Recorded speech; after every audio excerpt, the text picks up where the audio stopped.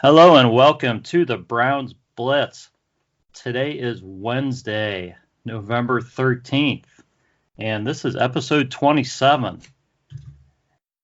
We're doing this a little bit different because my first guest today flew over for the Browns-Bills game and just got home. So we're recording his segment Wednesday morning. The other two segments I actually recorded Tuesday night, so we stuck with the Tuesday portion for part of this, but wrapping it up Wednesday, so it's kind of a Tuesday-Wednesday thing, but we're still trying to stick with that same format. But my first guest, I'm excited to bring in Steve Knight. Steve, it's great to talk to you. How are you doing today? Yeah, good. Thanks, Rod. Thank you very much for having me. Been home a few hours now, so it's been quite a long day, it's fair to say. Now you're in England? I am, yes. I live about an hour and a quarter south of London. Okay, and so you came over for the Bills game, and then you flew home. Not long ago. So you just got home. So how did the weather have an effect on you getting out of Cleveland? Yeah, we had a bit of snow, as you know, so that kind of held things up only for about going on for an hour or so. We were absolutely fine making connections. Going back, we actually left a few people behind from the UK, so they're taking in the Steelers game on Thursday as well. So there's a few people that travelled. That's not a bad idea. Two games for and one trip. That's not a bad. That's a pretty cool thing to do. So hey, I'm glad to have you on the show, and we've kind of been having a little bit of an around the world flair here recently. Peter Jones has been on, he's been on every other week, and we had a guest on from Australia last week, so people might think I'm only having people on from everywhere in the world, but it's just kind of the way it's worked out. So so it's a lot of fun, but we're going to have some people on from the U.S. and Cleveland here coming up too. So, but before we kind of dive in, I want you to give your Twitter handle so that people can give you a follow and interact with you on Twitter. Yep, sure. You can find me. I'm at WelderSteve. That's a cool handle too. I like that when I was looking at it. So, well done. Thanks. I was a bit of an early adopter on that one. Yeah. We've got a lot of football to talk about here, but before we do that, we normally talk about our Blitz beverages on the show. I'm actually going to lay it low because I'm in the middle of my work day. I'm on my lunch break right now, but it's 5:00 in England, and you're off this week, and you actually have a beer to talk about, I think, from your trip over here. I'm going to skip the fact that I'm drinking water altogether, and that I'll be back to work here in about an hour. And why don't you tell me about the beer that you experienced while you were over in Cleveland? Yeah, in true form, it's 5:00 somewhere in the world, so I didn't think it was too bad to get into the beer discussion.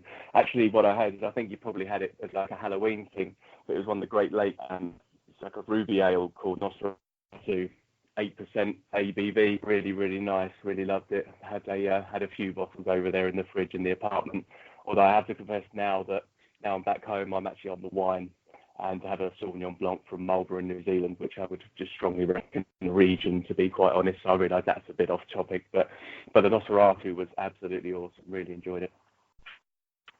Well, Great Lakes is I like all Great Lakes, really. I think it's just an outstanding brewery. So that's a fine choice, and there's no problem whatsoever with bringing up wine on this show. I have no issue with that. So it's Blitz beverages. So I happen to be a beer drinker most of the time, but I like a glass of wine now and then too. So I appreciate you bringing that up. So So very nice. I'm glad you got to have a Great Lakes while or two while you were over.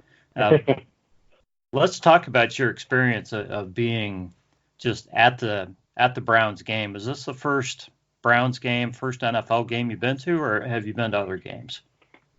It was the first game over in the USA that I'd been to. I went to the Browns London game a couple of years ago against the Vikings.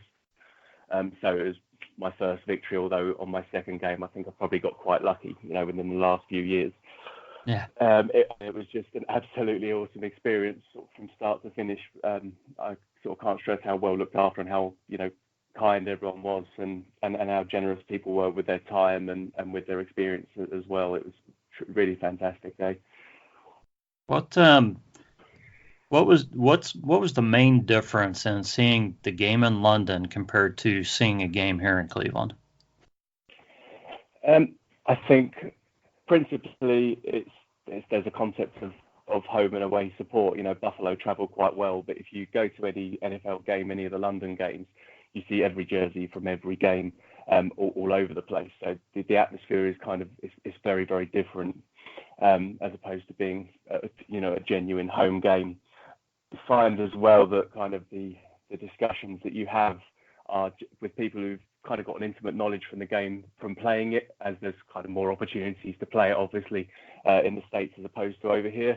So from that point of view, it's quite fascinating in terms of how much you can kind of learn more about the game. It's been a really great experience. Lucky enough as well to take a trip to Canton before I went, which again just kind of shows how much the history of the game and how it's so tied to Ohio and Cleveland, of course, as well.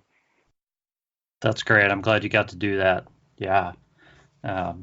Yeah, that's definitely a cool thing to check out while you're in town. So let's talk about the game itself then, and just your impressions.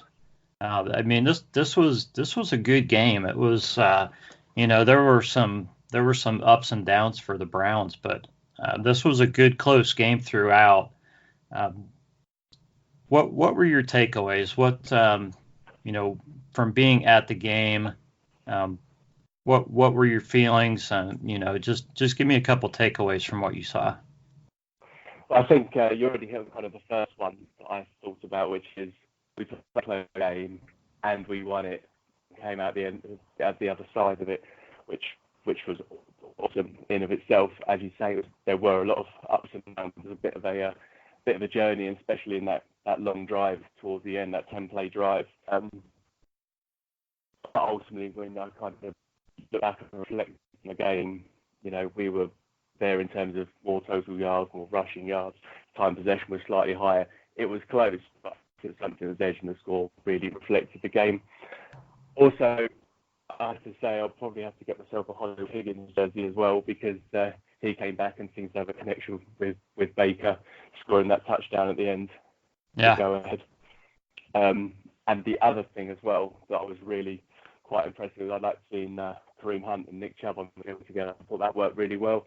I enjoyed seeing Hunt in the blocking game as well, because he was opening up holes for Nick Chubb as well as he caught a few, I think 7 of 9, and had a few runs as well. So seeing those two may be very excited as to what that can look like in the future when they're both lined up in the backfield. Yeah, I mean, I thought, from my perspective, I agree with everything you said. I thought it was really an excellent game by the Browns. I think, the defense and holding the Bills to 16 points, when you do that, you've done your job. You've done enough for your team to win. And the running game was good. I loved everything that Kareem Hunt did. He was a complete player out there. You wouldn't have known that he hadn't played a game in a year. And the Browns kept the penalties down. The issue was the red zone. The Browns, couldn't punch the ball in as often as they should with the guys they have. What was the atmosphere in the stadium like when the Browns had that stand, when they had that opportunity down at the 1-yard line and had what seemed like 25 plays in a row from the one, and they just couldn't get the ball? It felt like we were going to have the wheels fall off and it kind of go like some of the other games have gone this season a bit. there was definitely quite a bit of dissension in the ranks. I think had it been a bit later on, people might have contemplated going because there was a few disgruntled people around. But just generally deflated, especially going for on fourth down and not making it as well. So to come away with no points whatsoever, it was it was quite a low. Yeah, I experienced the same thing. It was almost like it was almost like the Browns were behind at that point after that happened, and they were still up 6-0, I think, at that point in the game. Yeah. But you felt like they had taken a loss. I mean, just because of the momentum swing.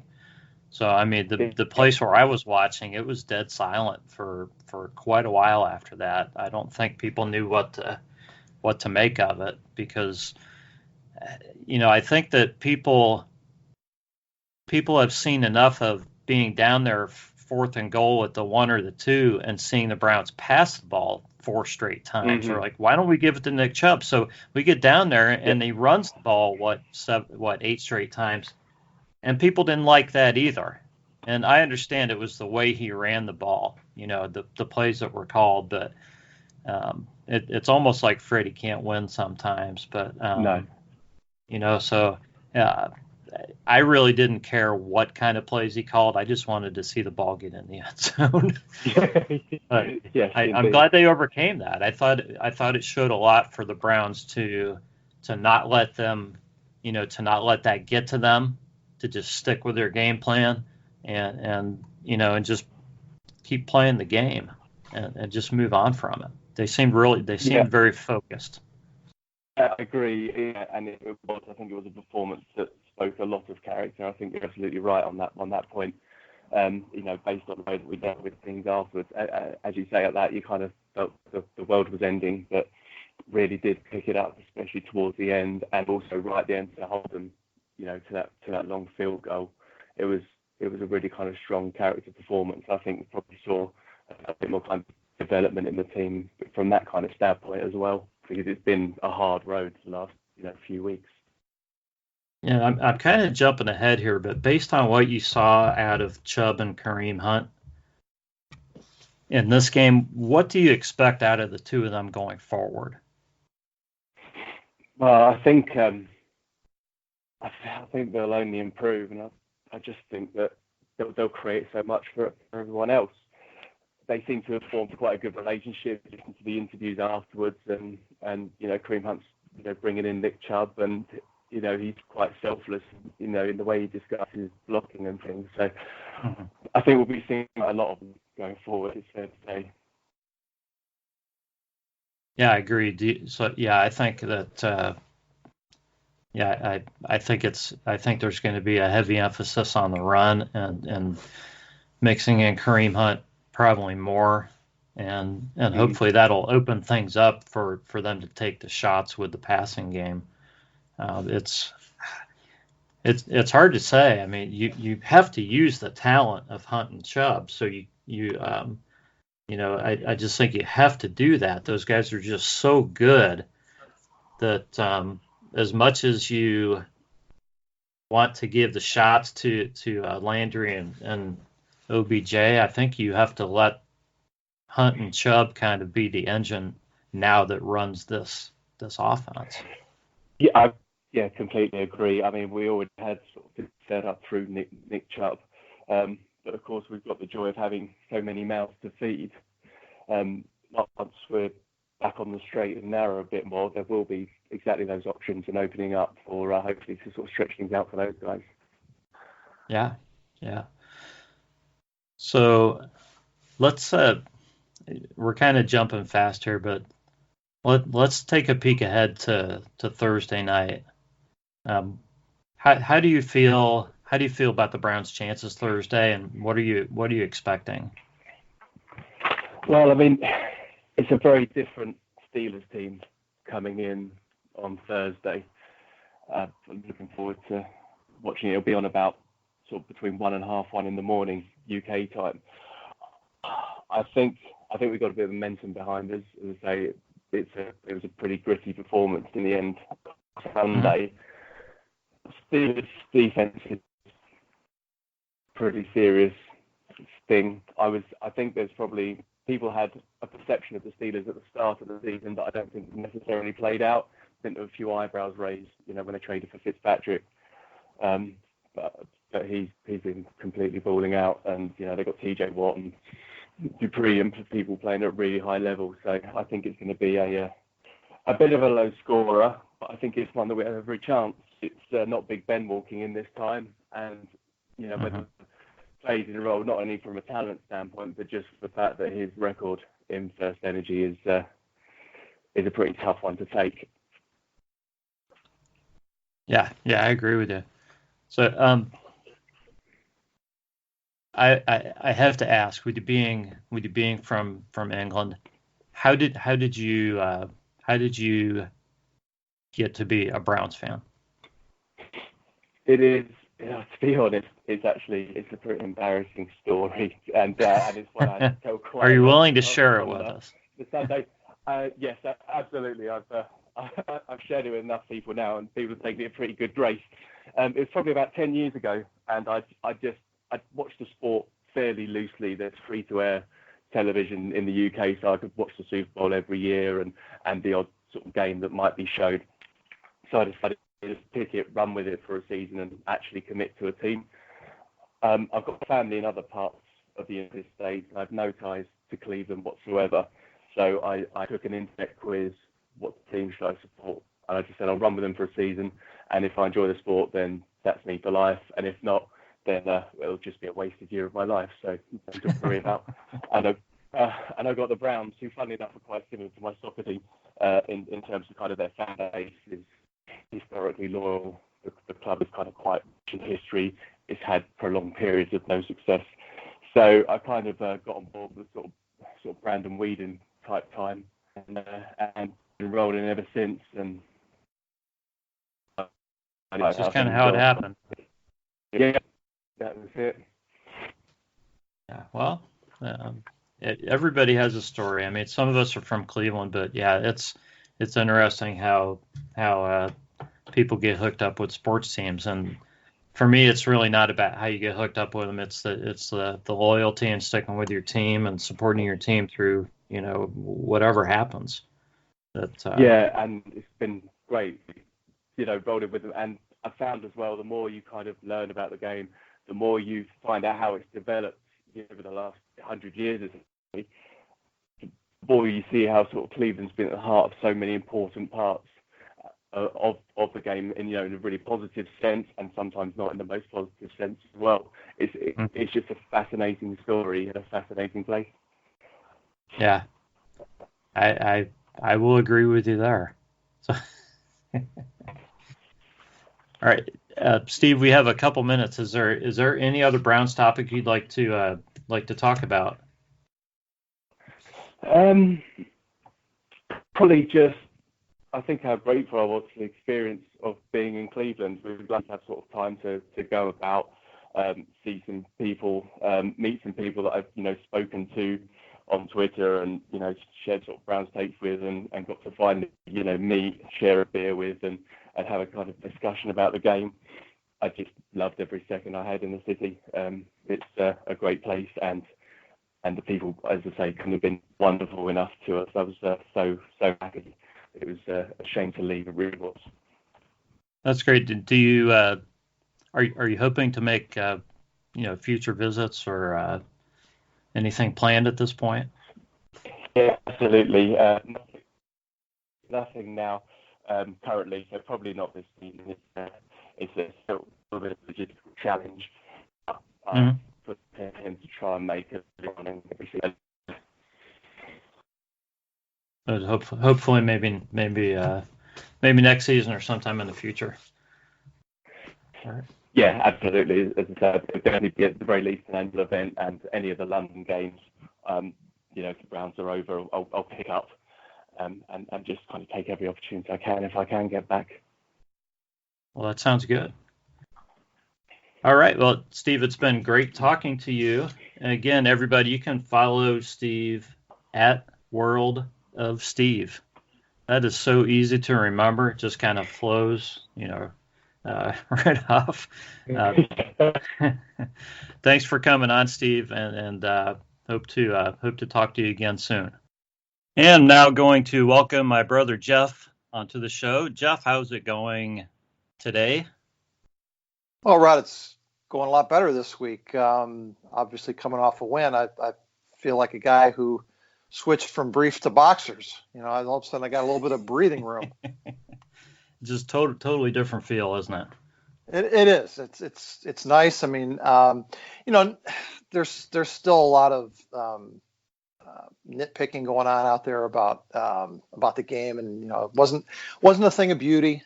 But the important thing I think is that this team found a way to win. There was some luck involved, and hey, I'm glad to have luck on our side for once. But hopefully getting a win takes some of the pressure off, and the coaching staff and the players and the fans can all kind of take a breath and just get back to the business of doing their job.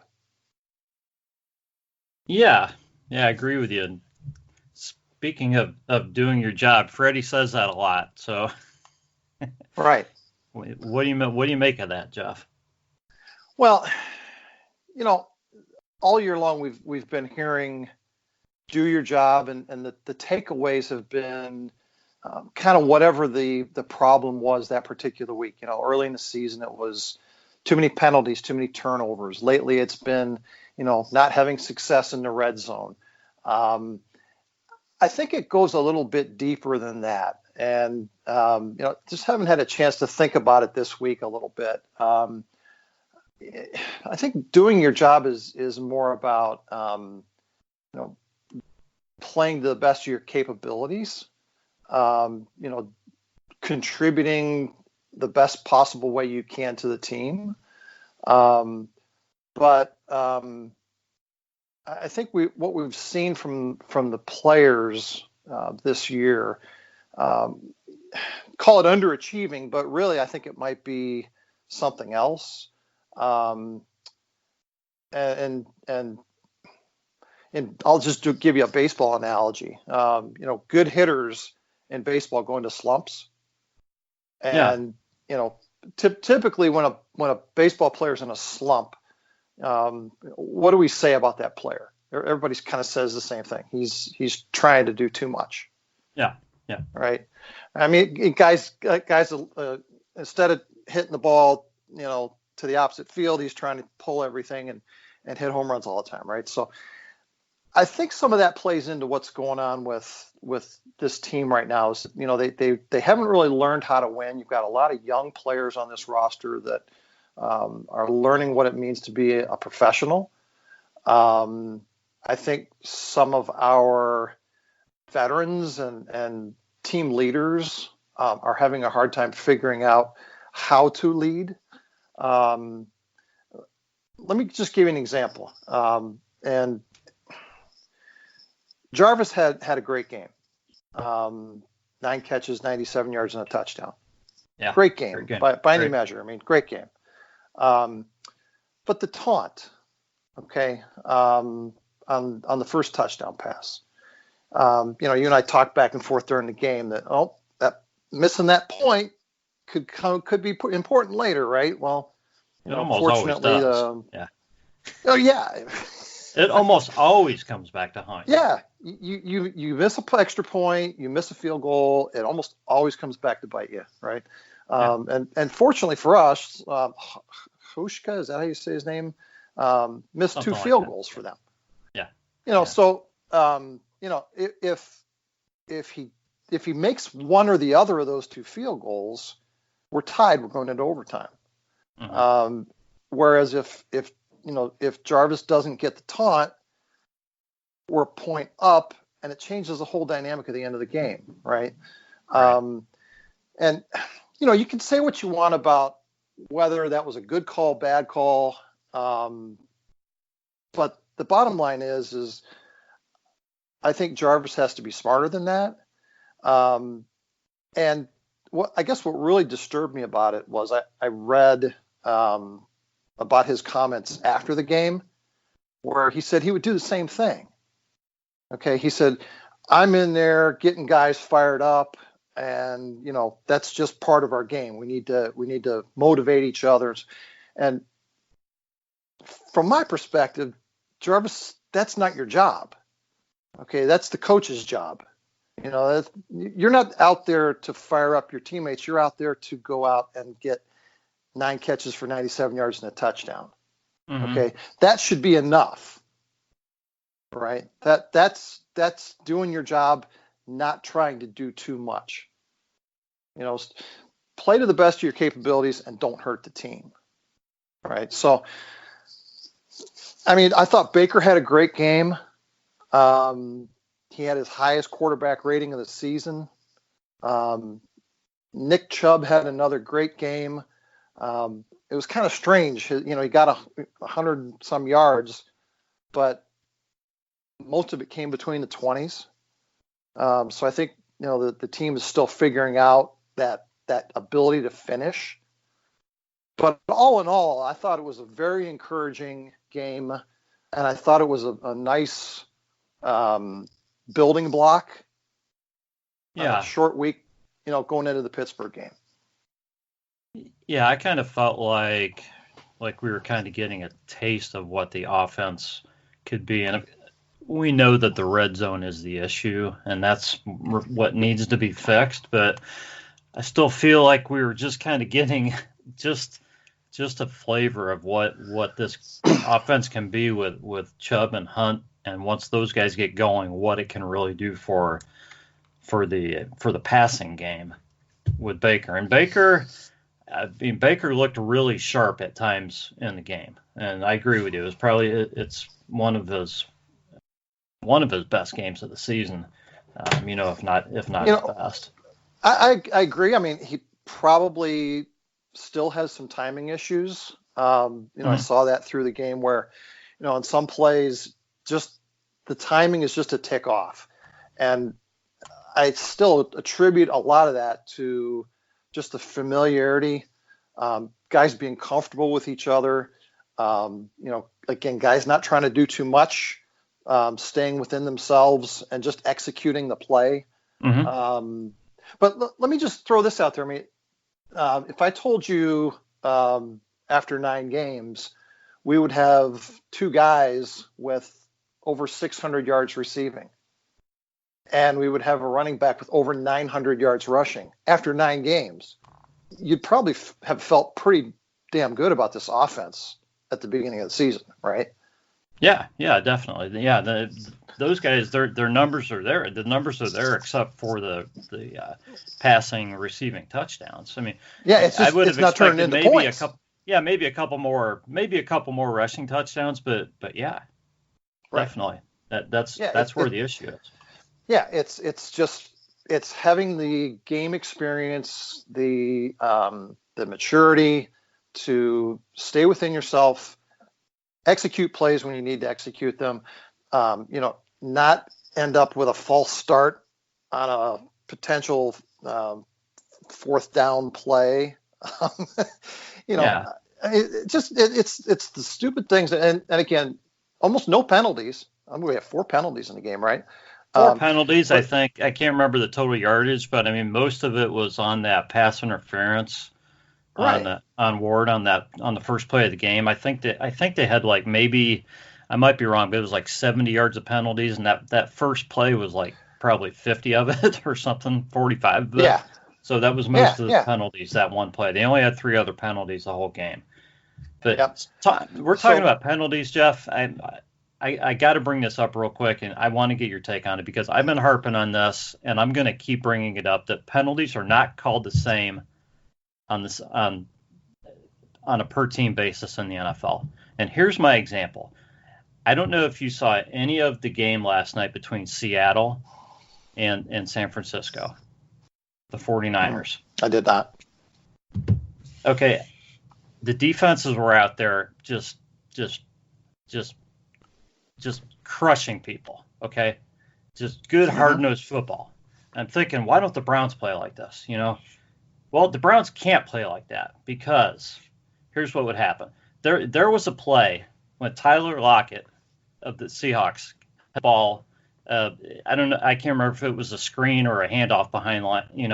Um, how he got the ball, but he got the ball and he's coming up. Very short gain, and boom, one guy on the 49ers hits him, and then boom, another guy hits him. Both shots were helmet to helmet. No flag. Right. Replay. Yeah, just good hard-nosed football when it's a 49ers or a good team. Yeah. Okay. And the officials look the other way when it's a good team. If the Browns do that, there's more laundry on the field than you're going to need. You're going to need like 3 carts out there to pick up all the laundry. It's going to get called. Okay. Right. So, and again, I don't care, but I want stuff to be called consistently. And this is probably a poor week to complain about it because the Browns only had 4 penalties. But I just want to see stuff called consistently game to game in the NFL. Yeah, I agree with that. I guess my take is again going to another sport analogy. Michael Jordan and LeBron probably never got called for traveling. True. When they do it all the time, right? Yeah. I mean, part of it is you earn your breaks in professional sports. Luck plays a role in how the ball bounces, but I think the officials certainly look closer at a team that leads the league in penalties. I don't think they're out there consciously trying to find things. For me, I think officiating is a very tough thing to do in any sport. You really don't have time to think about how to play a favorite. You're just out there looking to keep the game even and make good calls. But I certainly believe that when you're leading the league in penalties, you're going to get looked at by the officials with a more skeptical eye. They're going to be watching for things. It's like when you're a rookie, you're not going to get breaks that a vet does, pretty much in any sport. I think it's all part of the Browns being a young team, and this lack of consistency that we've had as an organization all these years. And I guess that's what drives both of us crazy about every season we get to a point where people just start calling for people's heads and we got to blow this thing up and start. No, people, please take a breath. Okay, we've got a first-year head coach who's never been a head coach at any level. Okay, there's a reason that he was hired with this team. Okay, there are a bunch of young guys on this team. We have a fairly small window with Baker being on his rookie deal. We've talked about that, right, in terms of being able to win. So we're bringing in some high-priced guys to try to get us over the hump. But in reality, we're looking at year 2 or 3 of this iteration of the Browns before you really should start looking at them with that kind of a critical eye. And I just think people need to back off and give this thing time to gel. We're seeing it, it fits and starts, and it's maddening at times, but it takes time. Yeah. Couldn't have said it better myself. Yeah, I know, and I know you and I we're preaching to the choir here, but gosh, it gets so frustrating reading the same articles, and hearing the same things from people. Fire Freddie. Freddie's in over his head. Fire him. Yeah, get him out of here. Need somebody else. Yeah. Need somebody else. Yeah. Guys, come on. Just, Freddie obviously understands how to play football, and I think he can call a game. Is it a big challenge to be head coach of an NFL team? Sure. And he's learning on the job. Okay. And he's going to make mistakes. But you don't fire people for making mistakes. You use them as learning experiences. Mm-hmm. Yeah. Now, if people don't learn and don't get better, now you have to make decisions. Okay. But, all of these guys are learning on the job, and hopefully we continue to see them get better. And I'd love to see it start Thursday night against the Squealers. I would be right there with you. Yeah. So, have you had enough time to pick out a top dog or maybe a bonehead this week? Yeah, I can give you one of each. The top dog thing, the last time I was on, I was kind of hard on Nick Chubb. He had a really good game on Sunday. Just kind of did what Nick Chubb does. I think finishing in the end zone will come with, everybody executing. But again, I also think that we're going to have plenty of opportunities going forward to make Nick Chubb our top dog. So for this week, because of the unique circumstances, I'm going to go with Kareem Hunt, guy who hasn't played football in 12 months, right? Yeah. Coming off of a hernia surgery, I think. Came in shape, came in enthusiastic, did his job, kept his mouth shut. 74 all-purpose yards, some nice averages on the ground and in the air. And I think he really gave the Bills something to think about, which is what you need to win in the NFL. If you give the other team something to think about that they have to plan for and react to, right, that's a huge advantage. So I'm going with Kareem Hunt, top dog this week. On the bonehead side, it would be easy to say Jarvis based on what we talked about before, but I can't knock him for the game we had. I got a much more obvious bonehead, and this guy frustrates the crap out of me. Antonio Callaway showed up late for the game, got benched. I understand he's a Dorsey pick and he's going to, get a lot of chances and stuff, but he's now missed 5 out of 9 games. And, someone once said your best ability is availability, right? Yeah. I'm tired of the guy myself. I would sit him for the foreseeable future. And, Higgins had a nice catch at the end. I'm still not sure what's going on there, why he's been in the doghouse all season. But when you got 2 guys that are on pace for, 1,000-yard seasons, if we're quibbling about the number 3 receiver, I think we're in pretty good shape. The only thing I would add to that, though, is with all these receivers, and this goes specifically to Jarvis this week, but I'd love to see it from all of them. Paul Brown once said, when you get to the end zone, act like you've been there before. Yeah. Totally agree with you there. Yeah, that drives me nuts when guys act like it's a big shock that they got to the end zone. Yeah. We're the Cleveland Browns. We're supposed to be scoring touchdowns. Exactly. So, yeah, I'm going to agree with you on both of those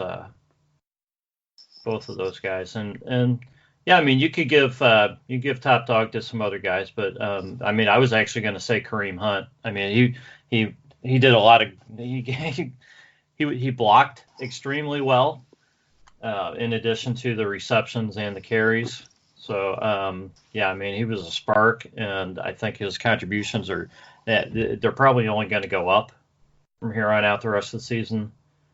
Seeing Baker go, for 2 touchdowns and no picks, that was definitely good to see. And, Landry with a good game other than that stupid penalty. I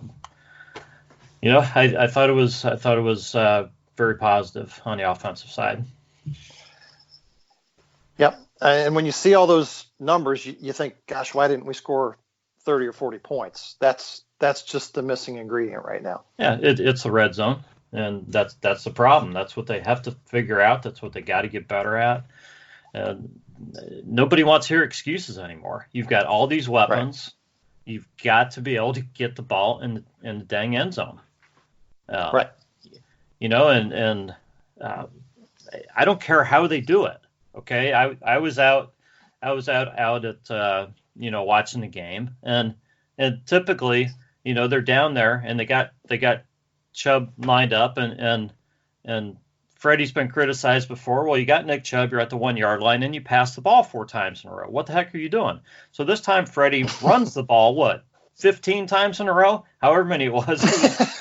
It was forever, and everybody's screaming, "What are you running the ball for? What are you running the ball for?" I'm thinking, you got Nick Chubb. What are you criticizing him for? So Freddie can't win no matter what he does in the eyes of a lot of the fans. Okay.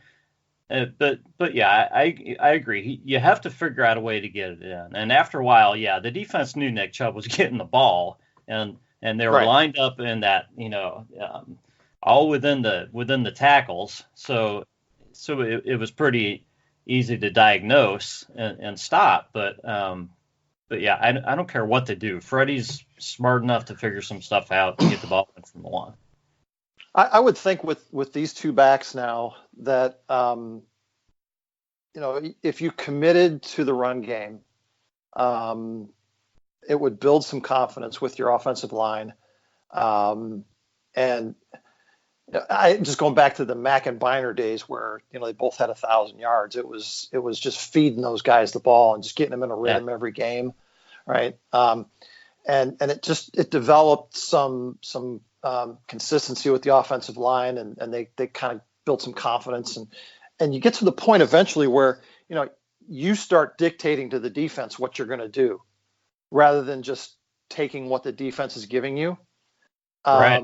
And now you can run those goal line plays and actually be able to get the ball in the end zone. I think I saw where it's the first time since like 1993 that a team ran 8 plays inside the 5-yard line and didn't get a touchdown or something. So yeah, whatever. You have to really try hard to be that bad, How far back do we have to go to find when a team ran 8 plays from the 1-yard line, didn't get a touchdown, and won the game?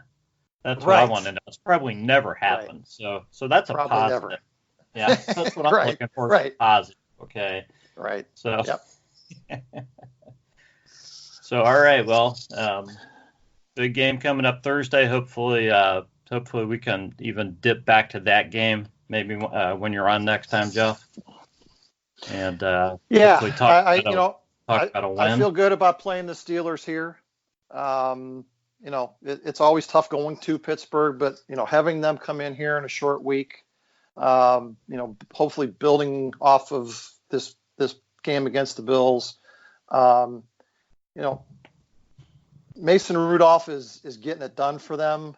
I just think this is the opportunity for us to dictate to the Steelers for once, and looking forward to seeing it happen. Yeah, me too. All right, good talking to you, Jeff, and we'll catch you. All right, Rod. Catch you in a couple of weeks. Thanks. Sounds good. How are we doing tonight, Heath? We're good. How are you, buddy? I'm doing great. Coming off a win, Browns win. I've got no complaints. No, always good after a win. There's no better Monday than a victory Monday in Cleveland, man. That's right. Nothing better. And I'll tell you what else can't get any better is hitting on our bets that we did last week. We did both, okay, I thought. We did. We both went 2-1 in our pick against each other. And then with my best bet, I had the Browns minus 2.5, which was a winner. I had Arizona +4, which was a winner. And I had the Arizona game over 48.5, and it ended up going 30-27, which was 58, which was a winner. And then my only loss was I had a 3-team teaser, which was using 6-point teasers. I had Carolina +11, which was a winner. I had the Steelers +9, which was a winner. And the only loss I had is I had 49ers even, with the guy missing the field goal in overtime, which beat me, or we'd had a perfect score there, which would have got me a 6-1 week, but I'll take a 5-2. That's a pretty good percentage when it comes to betting football. That's not bad at all. Nope. We'll see if we can add on to that this week. I agree. Well, let's get right at it. We're going to come out this week, and I'm going to give my best bets, my underdog, my over-under, and my 3-team teaser. And what I'm looking at right now in my teaser, and we're going to go six points. The Rams are given 7. And what I'm looking at there is I'm going to knock that Rams line down to 1. And we're going to take the Rams -1 at home against the Bears. The second game I'm going to put into that teaser, you've got Tampa Bay is at home against the Saints. Tampa's getting 5.5. I'm going to knock 6 onto that and get Tampa with 11. In a teaser, you always lose the half point, so never get the half. So I'm going to go 11 there. And the other one is the Carolina Panthers. And the Carolina Panthers are at home against the Falcons, giving up 5.5. I'm going to take the Panthers with 6, so I'm going to go from -5.5 to +1. So my 3-team teaser is the Rams -1, Tampa Bay +11, and Carolina +1. My over-under this week is the Bears and the Rams game. The bookies got that now at 41. I think that's actually going to drop here in the next couple days down to around 40 to 39. So I'm going to jump on it now. I'm going to take the Bears-Rams game under 41. My underdog of the week, I'm going to stick with one of the teams that I had in my teaser. I love the Buccaneers at home +5.5 against the Saints. The Buccaneers always play the Saints tough. It's always a high-scoring back-and-forth game. In fact, Vegas has the over-under right now at 50.5. That's going to go up probably to 52 probably by game time. People's going to jump on that 50.5. The Saints are going to come out with fire in their eyes after that debacle at home against the Falcons, and the Buccaneers always score points at home. Jameis will probably throw 3 picks, but he'll probably have 4 touchdown passes. He's going to be a great play in fantasy this week. Jameis will be at home against the Saints. So I love, as my underdog pick this week, I love Tampa Bay plus the 5.5 at home. My best bet of the week, I got no doubt about this. Empty the kids' college fund. Go to your local window and put it all out there. No doubt in my mind, the Carolina Panthers at home, -5.5 to the Falcons. The Falcons won their Super Bowl last week, walking into New Orleans, getting a victory there. They're not walking into Carolina and beating the Panthers this week. Mr. McCaffrey's going to roll over them. He's going to have a giant week this week, McCaffrey is. Plus, now the Panthers are established with their quarterback situation since Newton now is out for the rest of the year. So look for the Panthers to roll over the Falcons. So that's my 4 picks of the week. Best bet is Carolina -5.5. My underdog is Tampa Bay +5.5. My over-under is the Bears and Rams under 41. And my 3-team teaser at a 6-point rate is the Rams -1, Tampa Bay +11, and Carolina +1 as a plane flies over. Do you hear that plane? I can hear that plane. That's amazing. I am right in line with Akron-Canton Airport. Excellent. And when they come in, they buzz the house. So there we go. We got the picks plus a jet. So you can't beat that. Oh, is that an omen? The Jets? Are you going to take the Jets game? Oh, no. The Jets are at, well, the Jets, since we just said the Jets, I'll tell you that game real quick. Jets are the Redskins. Jets came off a good win at home, but they played the Giants, so they're both home games. They're on the road playing the Redskins. The Redskins are -1. If I'm going to bet that game, I'm going to take the Jets and the point to win that game in Washington because Sam Darnold, to me, not a great quarterback, but he won't kill you. The Redskins are now going with Haskins the rest of the year. He's looked rough in every single game, and I think Greg Williams' defense is going to be all over him, probably going to get 2 or 3 turnovers, which will lead to Jets points. I like the Jets in that game where somewhere around 20-16, 20-17. Speaking of the Jets, but yeah, I like them on the road this week. But, well, Rod, right now, our standings between you and I, we've picked a total of 6 games. We do 3 a week. You're 3-3, and I'm 2-4. We both won 2 games this week. So let's see what we're going to do this week. You lead it off, sir. All right. Lots of good games to pick. I'm going to start out with the Jacksonville Indy game. Okay. And I believe the Jags are getting 3 points in that game. Yes, they are. Jacksonville is getting 3 at Indianapolis. I'm going to take the 3 points and the Jags. I don't think Indy knows what they're doing. I think Jacksonville normally plays well against Indy. So I think I'm going to take that one, take the 3 points, and feel pretty good about it.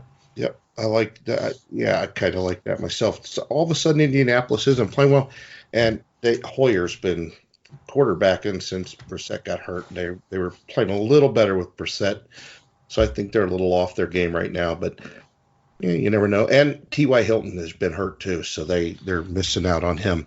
Okay, here's one for you, brother. I'm going to take the Dolphins at home +6 against the Bills. Miami's been playing good football the last couple weeks. They've won 2 in a row. That was a stinging loss for Buffalo Sunday in Cleveland. You had Hauschka, who's always been a good kicker, missed 2 field goals. They left out of here with a bad taste in their mouth, and now they're going to go to Miami and face a young team that is not supposed to win, that is on a 2-game winning streak that's going to give them all they can handle. And if I'm not mistaken, I believe the Dolphins gave them all they could handle in Buffalo earlier this year before Buffalo came back and won at the end of the game. So I'm going to take the Dolphins +6. Okay. I'm going to, let's see, in the Kansas City game against the Chargers, I think the Chargers are getting 3.5. Yes, they are. I'm going to take Kansas City and give the 3.5.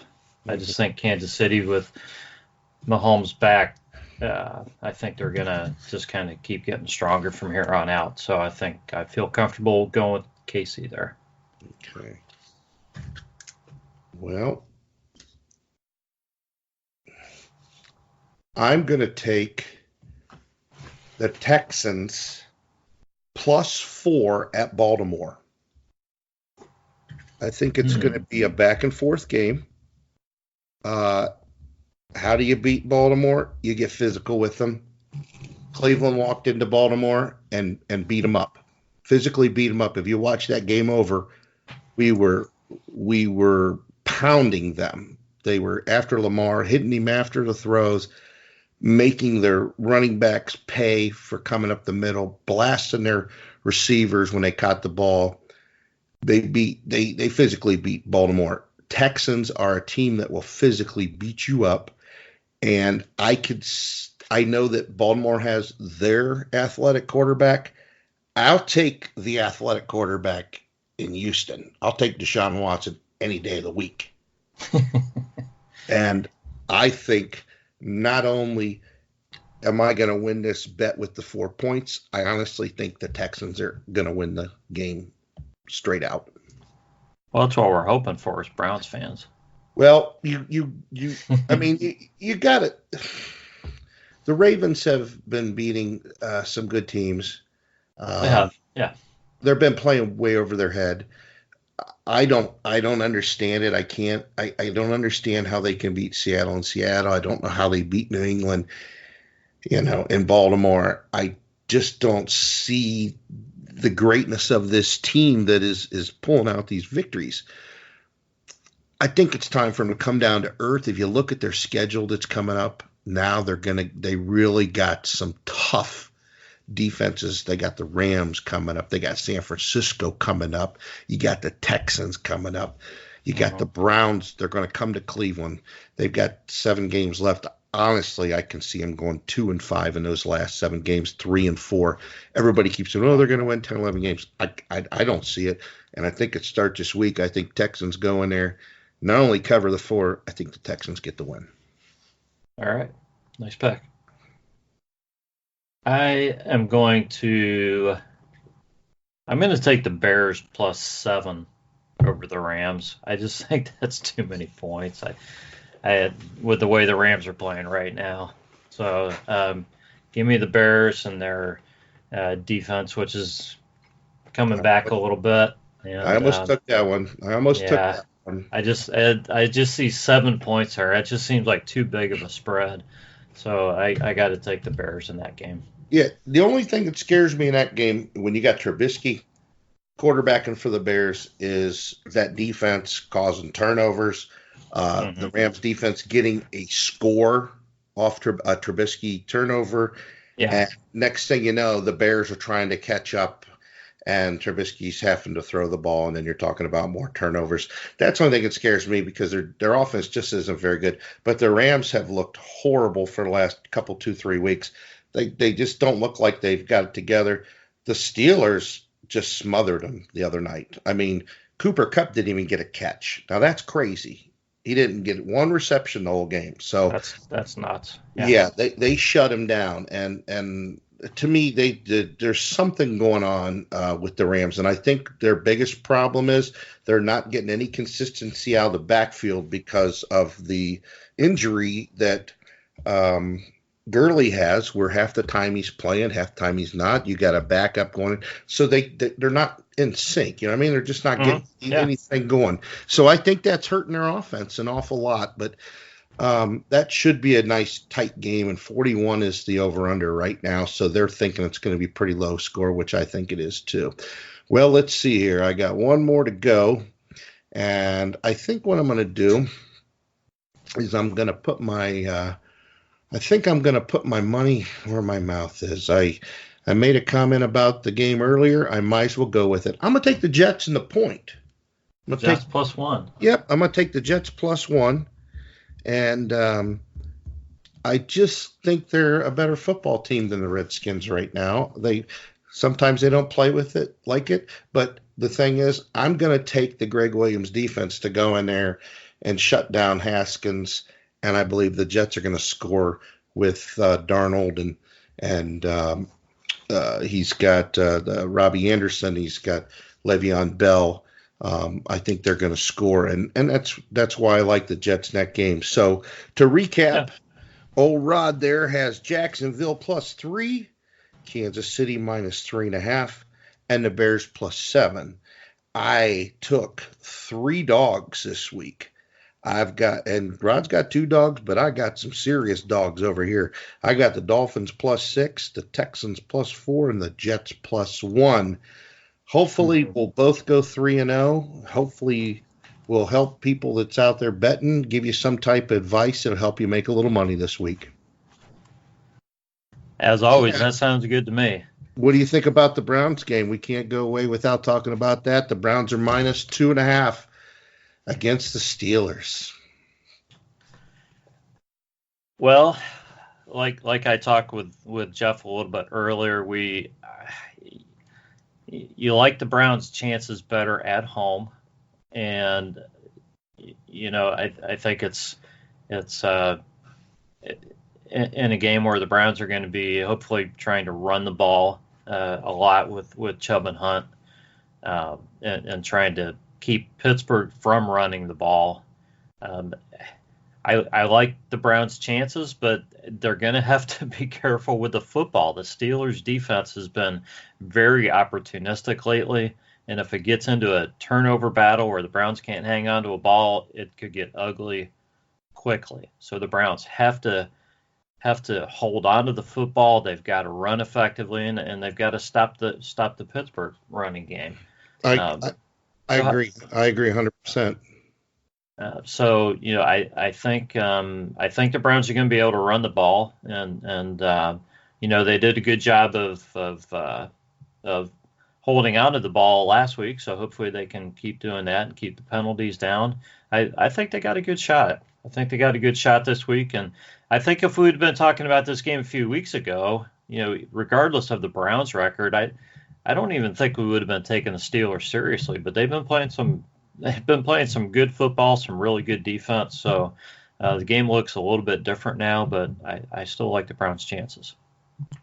I think here's the two keys to win this ball game, and if they do this, they're going to win this ball game. The one key is, just like you said, we have to run a lot.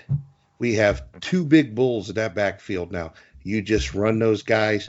You got, and you can throw passes to Kareem Hunt, just quick hitters to him, but you got to run. If it doesn't succeed, you still do it until you break through and start getting that yardage.